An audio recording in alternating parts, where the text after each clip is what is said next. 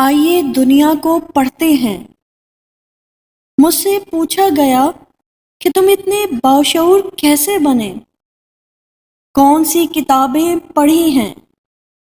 تو میں نے جواب دیا، میں نے 50 زخموں اور 70 جھگڑوں کا سامنا کیا اور بے شمار بحرانوں سے گزرا ہوں۔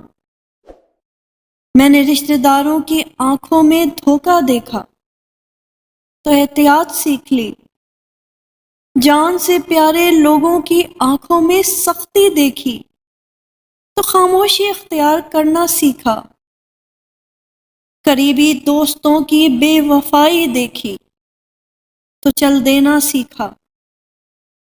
اگر تم کچھ سیکھنا چاہتے ہو تو دنیا کو پڑھو، کیونکہ یہ واحد کتاب ہے جس کا کوئی اختتام نہیں ہے۔